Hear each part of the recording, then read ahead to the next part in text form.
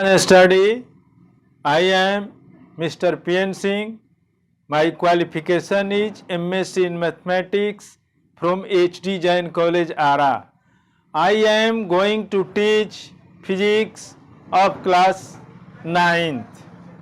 Today topic is the properties of gravitational force.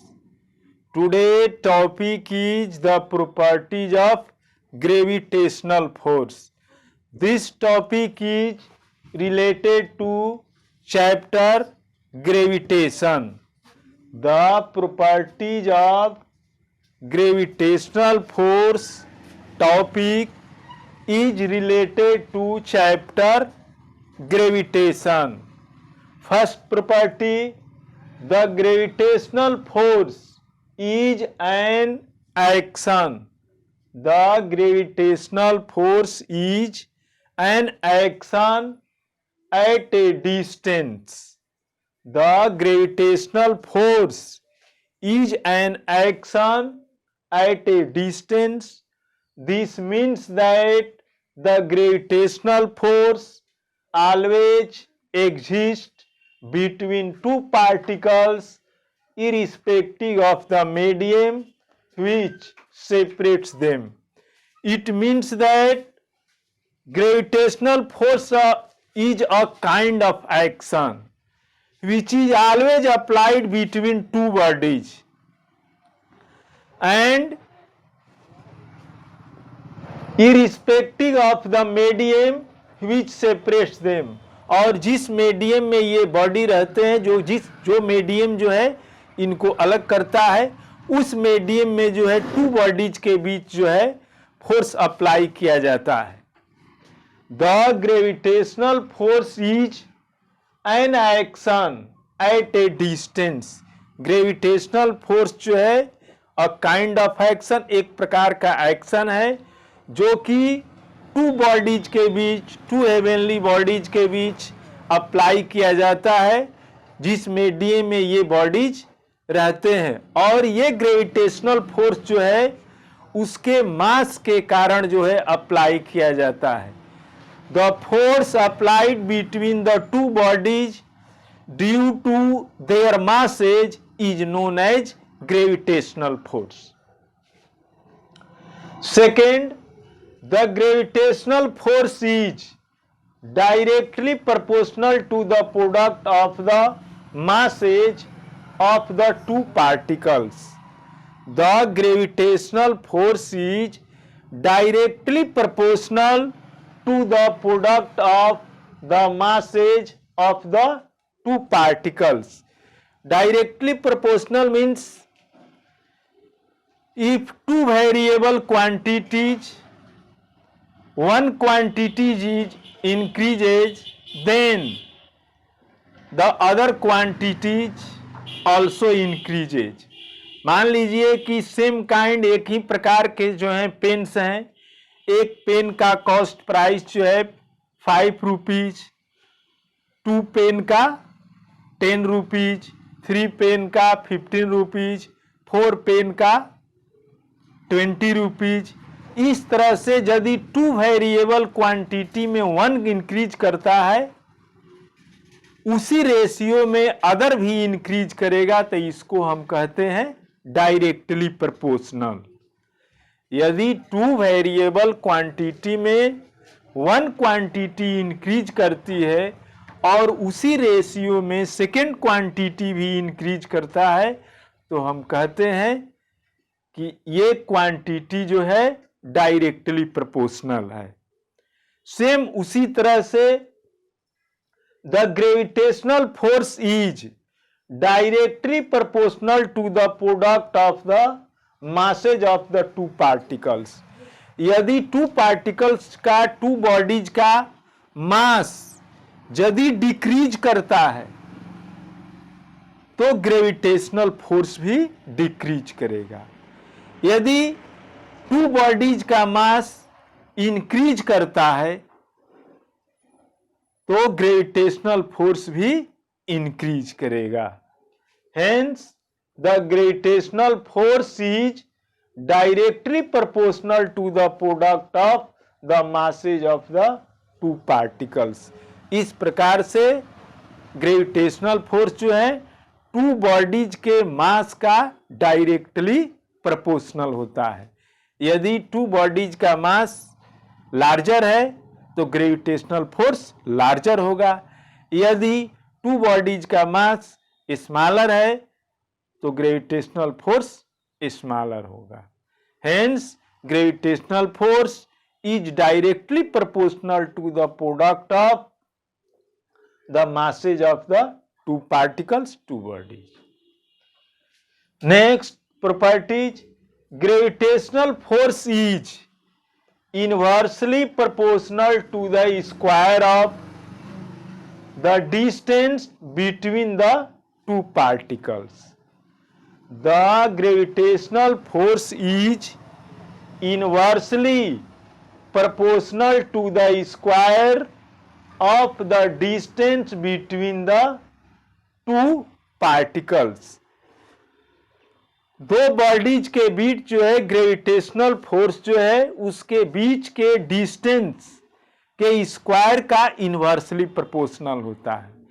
यदि to bodies का distance यदि increase करता है तो ग्रेविटेशनल फोर्स डिक्रीज करेगा, यदि टू बॉडीज के बीच का डिस्टेंस जो है डिक्रीज करेगा तो ग्रेविटेशनल फोर्स इंक्रीज करेगा।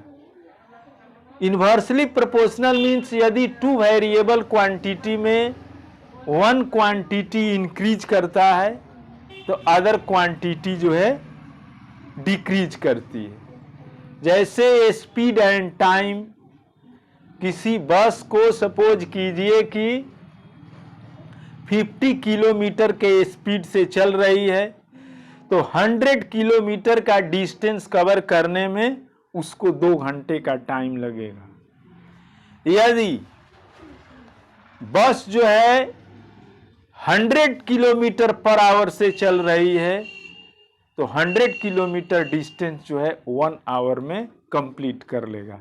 कहने का मतलब है कि यदि स्पीड इंक्रीज कर रहा है तो टाइम डिक्रीज कर रहा है, यदि स्पीड डिक्रीज कर रहा है तो टाइम इंक्रीज कर रहा है। इस प्रकार से टू वेरिएबल क्वांटिटी में यदि वन इंक्रीज करता है और अदर डिक्रीज करता है तो उसको हम कहेंगे इनवर्सली प्रोपोर्शनल।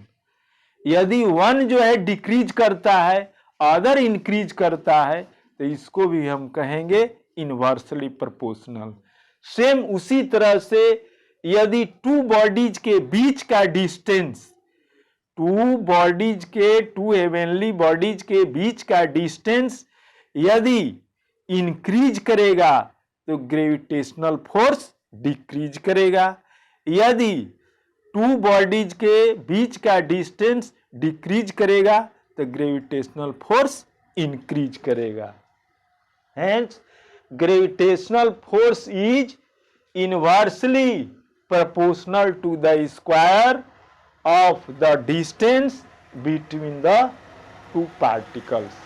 इस प्रकार से ग्रेविटेशनल फोर्स टू बॉडीज के बीच के डिस्टेंस का स्क्वायर का इनवर्सली प्रोपोर्शनल होता है। Next topic, the unit of gravitational constant। I have already taught in the previous video gravitational constant in Kepler's law of planetary motions। Now I am going to tell about the unit of gravitational constant। Gravitational constant का unit क्या होगा? According to Newton's law of gravitation, according to Newton's law of gravitation, force is equal to gravitational constant into mass of one body into mass of second body by r square, it means distance square.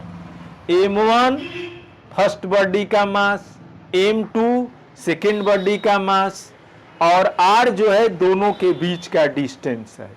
Hence gravitational force is equal to gravitational constant multiply m1 multiply m2 by r square. r जो है distance को denote करता है. Hence we can gain next gravitational constant by cross multiplication. We get gravitational constant is equal to force into r square by m1 into m2. Gravitational constant is equal to force into r square, r distance है, by m1 into m2. We know that the SI unit of force, we know that the SI unit of force is equal to Newton. Hence force का SI unit Newton. Multiply distance, distance का SI unit metre, r square है. Hence r का SI unit, distance का SI unit m metre, metre square. Mass का SI unit kg. हेंस m1 का SI unit kg, m2 का SI unit kg. Hence we get next step newton metre square per kg square. kg into kg means kg square. Such this we find that newton metre square per kg square. Thus, the unit of gravitational constant, the unit of gravitational constant is equal to Newton meter square per kg square.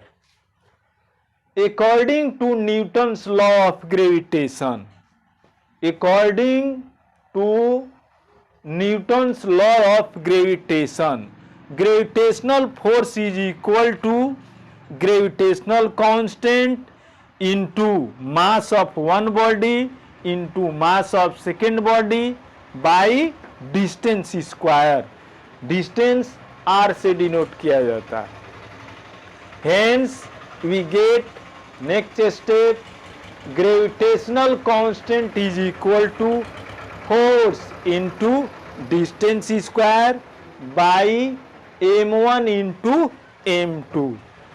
Force का SI unit newton, distance का SI unit metre. Hence newton into metre square.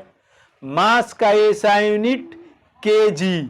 Hence m1 kg into m2 के लिए kg. Hence we get next step Newton meter square per kg square. kg into kg means kg square. Thus the unit of gravitational constant is equal to Newton meter square per kg square. The unit of gravitational constant is equal to Newton meter square per kg square. Now I stop my teaching. I will see you in next video with new topic. At last I say you must subscribe and like Newton study. If you complete your syllabus, you gain knowledge. I assure you that you will gain more and more knowledge on my teaching and complete your syllabus. Thank you.